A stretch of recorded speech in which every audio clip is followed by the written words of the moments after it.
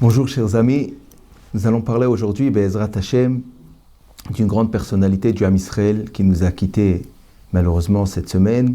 Il s'agit du Rav Yitzhak Scheiner, qui était le Rosh Yeshiva de la Yeshiva de Kamenitz à Yerushalayim. Donc moi j'ai eu Baruch Hashem le mérite de le connaître personnellement, car je suis marié Baruch Hashem avec sa petite fille, donc je le connais bien. Et j'aimerais partager avec vous un peu l'histoire de sa vie pour qu'on puisse, Be'ezrat Hashem, ensemble apprendre ce que nous pouvons de lui, et que ce soit les Ilui Nishmato, Be'ezrat Hashem, donc les Nishmat Yitzhak Aryeh ben Rav Dov. Donc le Rav Yitzhak Scheiner, dont nous parlons aujourd'hui, il faut savoir déjà qu'il n'est pas né dans une famille spécialement de très grands Talmidei Chachamim, d'érudits, il n'a pas grandi non plus ni à Bnei Brak, ni à Yerushalayim. Il faut savoir, le Rav Yitzhak Scheiner a grandi en Amérique, dans la ville de Pittsburgh, qui était une ville, il y avait effectivement là-bas beaucoup de juifs, mais malheureusement la plupart n'étaient pas religieux du tout. Ses camarades de classe, malheureusement, étaient des garçons qui par la suite étaient entièrement donc assimilés, mariés avec des non-juifs, etc. Donc il était vraiment dans un milieu totalement détaché de la Torah. Sa famille, Baruch Hashem, bon, évidemment, donc était très religieux. Son père, sa mère étaient très très religieux, mais ils habitaient dans un décor totalement détaché de la Torah. Donc vous allez vous demander la question, comment est-il arrivé d'un milieu tellement détaché de la Torah à être une des plus grandes personnalités du monde de la Torah en Eretz Israël de nos jours. Alors voilà, en fait, comment ça s'est passé? Sa mère, qui était une grande sadéquette, priait énormément avec de chaudes larmes pour que tous ses enfants soient dans le chemin de la Torah avec l'Aïrat Shamaïm, malgré les difficultés qu'il y avait à l'époque en Amérique. Et sa mère donc veillait à ce qu'il n'ait pas de contact avec son entourage, avec tout ce qui peut être mauvais pour son éducation. Donc il allait à l'école, il rencontrait effectivement des gens qui sont détachés de la Torah, mais uniquement dans le cadre scolaire. Tout ce qui était en dehors du cadre scolaire, ses parents veillaient à ce qu'il reste à la maison, qu'il étudie, qu'il soit dans l'atmosphère de Kedusha qui régnait à la maison, et qu'il ait le moins de contact possible avec le monde extérieur. Et c'est comme ça qu'ils ont réussi dans sa jeunesse à le garder dans le droit chemin de la Torah, de l'Aïrat Shamaïm, mais sans pour autant avoir de grandes espérances au niveau de ses connaissances en Torah, puisqu'il n'y avait absolument rien à l'époque. Il ne connaissait pas du tout de yeshivot en Amérique à cette époque-là. Il faut savoir qu'en Amérique, à l'époque, il y avait une ou deux yeshivot à peine. Il s'agit là d'il y a plus de 80 ans. Et même ces yeshivot-là qui existaient, ce sont des yeshivot qui étaient à New York. Et donc le père de Rav Yitzhak il ne savait même pas que ça existait, des yeshivot. Et là, c'est Akadosh Baruch Hu qui a envoyé une fois une personne qui ramassait de l'argent pour une yeshiva ou un kollel, je ne sais pas. Et donc cette personne-là est arrivée chez la famille Scheiner et s'aperçoit qu'il y a un jeune homme de 16 ans qui est là et qui a l'air d'être un garçon très sérieux, avec de l'Aïrat Shamaïm, mais qui n'est pas en yeshiva. Alors il s'adresse au père, il lui demande pourquoi tu n'enverrais pas ton fils à la yeshiva. Alors le père dit, j'aurais bien aimé, mais en Amérique il n'y a pas de yeshiva. Alors le Rav lui dit, oui, à New York il y a une yeshiva. Et donc, malgré la difficulté, la distance, etc., les parents ont décidé d'envoyer leur fils Yitzhak à la yeshiva. Et à cette époque-là, il avait déjà commencé l'université, il avait un très très bon niveau, tout le monde lui projetait pour lui un avenir en mathématiques ou d'autres sujets, vu ses capacités, mais lui a décidé donc d'aller à la yeshiva, et il s'est donné corps et âme dans l'étude de la Torah, il s'est mis à fond comme on dit, et c'est là qu'il a commencé à développer ses connaissances en Torah. Il a étudié auprès de grands Talmidei Chachamim, le Rav Shlomo Ayman, le Rav Reuven Grozovski, et qui, eux, donc, ont formé sa personnalité, lui ont donné énormément de connaissances en Torah. Donc déjà, la première chose, nous voyons que la Torah, comme est écrit dans la Gemara, Munachat Bekeren Zavit, la Torah est posée dans un coin, et Kol Harotze Litol Yavo Vitol, tout celui qui veut, il peut venir, il peut prendre la Torah, et commencer à n'importe quel âge, dans n'importe quel environnement. Il peut se lancer dans l'étude de la Torah. La Torah est à portée de tout le monde. Ce n'est pas uniquement pour des personnes qui sont nées, qui ont grandi dans les plus grandes familles et yeshivot qui existent. Maintenant, pour parler un peu donc de sa personnalité, je voulais évoquer 2 points essentiels dans sa personnalité. C'est son amour de la Torah et son amour pour chaque juif, ses midot, ses bonnes midot, qui étaient vraiment exceptionnelles. Alors, pour l'amour de la Torah, je peux témoigner que pendant toutes les années où j'ai eu le mérite d'être à ses côtés, à chaque occasion où nous étions avec lui, que ce soit à la table de Shabbat, que ce soit dans une fête familiale, un mariage, un Sheva Brachot, qu'on soit en route, qu'on soit en voiture, qu'on soit là où on était, à tout moment, ce qui l'intéressait, c'était comment avons-nous compris le sujet de la Gemara, est-ce que nous avons un chidouche à dire, est-ce que nous avons une question à poser, est-ce qu'on pouvait lui éclaircir un point dans le sujet qu'il étudiait. Toute sa préoccupation, tout ce qui l'intéressait, c'était la Torah. Mais lorsque je dis c'était la Torah, ça veut dire que ce n'est pas comme une contrainte, comme quelque chose que nous devons faire parce que nous sommes obligés, mais c'était avec un vrai amour pour la Torah. Vraiment, c'est ça qui l'intéressait. J'ai une histoire qui me restait gravée en tête. C'était lorsqu'on nous revenons une fois donc justement d'une fête familiale à Bnei Brak, tard le soir, vers 11h, minuit. Donc nous sommes revenus ensemble en voiture de Bnei Brak à Jérusalem. Et sur la route, son fils qui avait avec lui une feuille sur laquelle il avait marqué quelques chidushim de Torah pour penser, pour réviser ou préparer ses cours de Torah. Donc son père s'adresse à lui et lui dit « Dis-moi, est-ce que tu as quelque chose d'intéressant, une friandise là-bas sur tes feuilles à me dire ?» Et là tout de suite son fils lui dit « Oui, voilà, effectivement, il y a un Ramban très intéressant ici sur la Sugya que j'aimerais partager avec toi. » Donc vraiment, ça m'est resté gravé comment une personne déjà âgée, tard le soir, après une fête familiale comme ça, ce qui l'intéresse, ce qui l'attire, c'est vraiment encore une parole de Torah, une pensée à approfondir dans l'étude. C'est vraiment ça qui l'intéressait.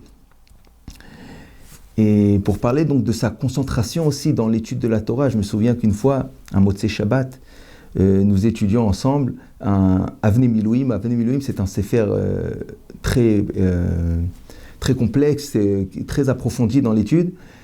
Et au milieu donc de notre étude, il y a le téléphone qui sonne, une personne l'appelle pour parler d'un problème qu'il fallait régler pour la yeshiva. Donc la personne lui parlait en anglais. Et moi je comprenais à peu près ce qu'il disait, mais pas totalement. Et au bout de quelques minutes, le Rav raccroche le téléphone et sur le champ, il continue là où nous étions arrêtés dans le Avnei Miluim, sans nous remettre dans le sujet, nous dire donc nous avons vu tout à l'heure que le Avnei Miluim demande, etc. Mais tout simplement, il continue comme si on ne s'était pas arrêté du tout. Et puis moi, ça m'a pris quelques secondes pour essayer de comprendre qu'en fait, voilà, la conversation était terminée, il fallait se remettre dans le Avnei Miluim. Mais pour lui, c'était tout naturel que, voilà, nous avons terminé la mitzvah que nous devons nous occuper de ce qui était nécessaire, mais tout de suite nous reprenons l'étude, mais comme s'il n'y avait eu aucun détachement de l'étude, parce qu'en fait, il était entièrement concentré dans son limud Torah, et il arrêtait, comme le Rambam nous dit, quelqu'un qui étudie la Torah, et qui a une mitzvah qui se présente, il doit s'arrêter pour s'occuper de cette mitzvah. Mais dès qu'il a terminé, il doit retourner dans son étude, comme ça nous dit le Rambam. Mais chez lui, c'était flagrant comment, lorsqu'on dit, tu as terminé la mitzvah, tu retournes à ton étude, c'était vraiment tout de suite, ça ne demandait aucun moment de répit entre les deux. Ça prouve à quel point il était attaché à la Torah et combien la Torah était importante pour lui. Je me souviens encore d'une anecdote lorsque un jour, c'était donc l'anniversaire, la Iloula donc de la Haskara de sa mère, donc on devait aller au Beit HaKavarot pour faire le Kaddish. Et la veille, le Rav était donc revenu d'Amérique, où il avait fait un long voyage pour collecter des fonds pour la yeshiva. Et donc, vous savez, entre Israël et l'Amérique, c'est 12 heures de voyage, c'est 6 heures de décalage horaire. Il s'agit d'un homme qui a dépassé depuis longtemps les 80 ans. Et voilà que donc le lendemain matin, on est sur la route pour aller au cimetière. Et là, le Rav s'adresse à son fils à nouveau et il lui dit, alors dis-moi, combien d'explications as-tu sur le sujet que nous étudions ensemble? Et là, il commence à lui dire, voilà, donc nous avons étudié, donc, si on peut récapituler le sujet, nous avons 5 explications sur le sujet, sur la Sugya. Et là, il commence à énumérer première explication, qu'est-ce qui est difficile sur cette explication, deuxième, troisième, quatrième, cinquième explication. Et là, je me dis, mais comment il a la tête maintenant pour être tellement concentré après ce long voyage, cette fatigue? Et en plus, quand est-ce qu'il a étudié tous ces sujets? C'est pas comme s'il était toute la semaine à la yeshiva en train de donner des cours sur le sujet. En fait, il revient juste de voyage. Donc ça veut dire que pendant le voyage, il n'a pas arrêté d'étudier, que ce soit dans l'avion, que ce soit en déplacement, entre une rencontre et l'autre, etc. Il était complètement plongé dans les sujets de Torah, mais pas simplement de manière superficielle, mais vraiment en profondeur. Donc voilà, donc ça c'est déjà par rapport à l'amour de la Torah, à la concentration dans la Torah. Maintenant, nous allons parler un petit peu donc de ces midotes qui étaient vraiment légendaires. Quiconque qui l'a rencontré une fois dans sa vie même peut témoigner comment le Rav s'intéressait à chacun, comment le Rav recevait chacun avec amour. Les gens racontent sans cesse comment ils sont venus avec leurs problèmes, leurs soucis. Le Rav les a accueillis, le Rav les a réconfortés, leur a donné un conseil. Je me souviens souvent, lorsque nous marchons dans la rue, on parlait donc de Torah, et tout d'un coup, il y a quelqu'un qui vient, qui le salue, le Rav s'arrête, lui fait un très très grand sourire, l'accueille comme si vraiment c'était la seule personne au monde qu'il connaissait, qu'il aimait vraiment de tout son cœur. Et même si c'était juste pour lui dire bonjour, pour le saluer, ou même lui donner un tout petit conseil en 1 minute, mais il était entièrement avec la personne qui était en face de lui, comme s'il n'y avait que lui au monde. Et dès qu'il a terminé, il continue et il reprend son étude. C'est comme si, ça veut dire, la Torah et l'amour du prochain, ça allait ensemble. Il n'y avait aucune contradiction. Au contraire, plus la personne est investie dans la Torah, plus son cœur est débordant d'amour pour chaque juif. Et ça, vraiment, c'est quelque chose qu'on pouvait voir à chaque jour, à chaque instant, vraiment, cet amour-là pour chaque juif. À sa table de Shabbat, il y avait constamment des élèves de yeshiva qui n'avaient pas, à Yerushalayim, il y avait à l'époque plusieurs yeshivot qui n'avaient pas de cantine. Et pour différentes raisons, et donc les Bachurim devaient un peu tourner entre les familles, et à sa table donc, de Shabbat, il y avait constamment des élèves qui étaient là, ils s'intéressaient à chacun, comment il étudie, est-ce qu'il a des bonnes chavutot, est-ce qu'il est heureux à la yeshiva. Et donc le repas à table de Shabbat tournait entièrement sur des paroles de Torah et sur du chesed, et essayer de réconforter chacun. Et la rabbinite donc qui était avec lui veillait à ce que chaque élève ait exactement ce qu'il aime, quelle part de poulet, elle savait même tel élève aime telle part de poulet, tel élève aime une autre part de poulet, elle veillait que chacun ait exactement ce qui lui convient. Il y avait même une fois une histoire, un élève donc, que la rabbinite pensait qu'il aimait spécialement cette part, et s'est aperçu qu'en fait elle n'avait pas cette part-là ce jour-là. Elle a demandé à un des enfants qu'il aille voir donc chez sa fille qui habitait à côté, est-ce qu'il n'y a pas cette part-là de poulet pour pouvoir satisfaire chaque élève, chaque personne. Et il y avait même des fois des personnes un peu inhabituelles, avec des problèmes, avec des personnes qui viennent et qui restent longtemps, qui ont des problèmes, des soucis et qui sont pas toujours c'est très confortable de les recevoir, mais la rabbinite les recevait donc avec le Rav, avec chaleur, et prenait tout le temps pour s'occuper d'eux. Et lorsque une fois quelqu'un leur a fait la remarque, mais pourquoi vous passez tellement de temps à vous occuper, etc. Alors la rabbinite disait, si c'était un invité de marque que tout le monde respecte, alors on l'aurait respecté, nous aurons pris le temps de nous occuper de lui. Et bien pour nous, chaque juif, c'est un invité de marque, c'est une personne importante, et donc nous allons prendre le temps nécessaire pour le mettre à l'aise. Ça, c'est un vrai amour pour chaque juif. Une chose aussi remarquable chez le Rav, c'était la mitzvah de Kibud Av V'Em qu'il a appliquée pendant de longues années, mais vraiment de manière exceptionnelle. Ça veut dire que sa mère, qui a vécu jusqu'à l'âge de 102 ans, donc les dernières années de sa vie, il s'agit de 10-15 ans, je ne sais pas exactement, habitait vraiment chez lui à la maison, et sa belle-mère aussi, à la même époque, qui était aussi donc veuve, habitait chez lui à la maison, donc la mère et la belle-mère. On ne pouvait pas s'occuper toujours des deux, donc sa sœur qui était aussi veuve habitait chez eux à la maison pour pouvoir s'occuper de sa mère.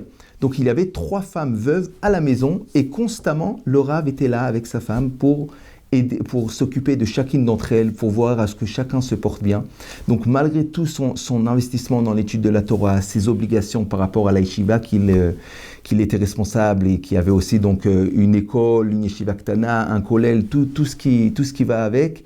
Et donc c'était énormément de charges, énormément de choses à régler, mais malgré tout ça, il prenait tout son temps, il était là pour s'occuper de chacune des personnes, que ce soit sa mère, sa belle-mère ou sa sœur, toutes les personnes qui étaient autour de lui, il s'occupait de lui avec dévouement pendant de longues années.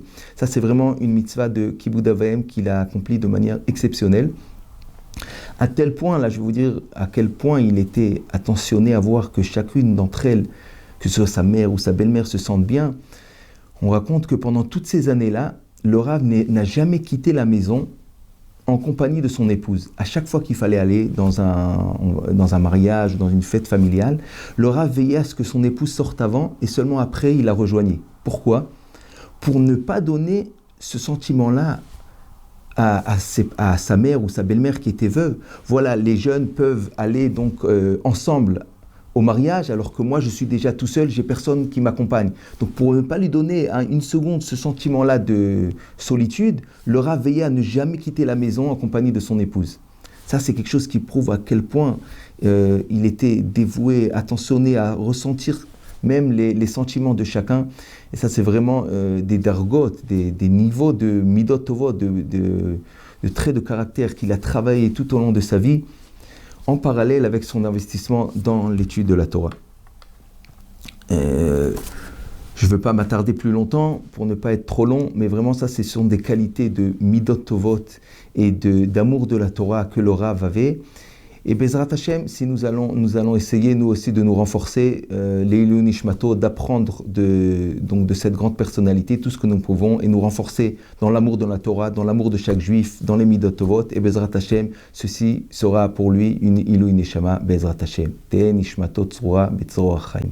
Merci. Une question de halakha, besoin d'un conseil personnel? Avec le service Question au Rav, les rabbinim de Torah Box sont à votre disposition 24 heures sur 24, 6 jours sur 7, pour vous répondre et vous aider sur tous les sujets. Shabbat, couple, cacheroute, conversion, loi de deuil. Question au Rav, c'est 13 000 questions reçues chaque année et répondues par écrit sur le site Torah Box et par téléphone, un appel reçu toutes les 4 minutes. Question au Rav, un service exceptionnel, gratuit pour vous.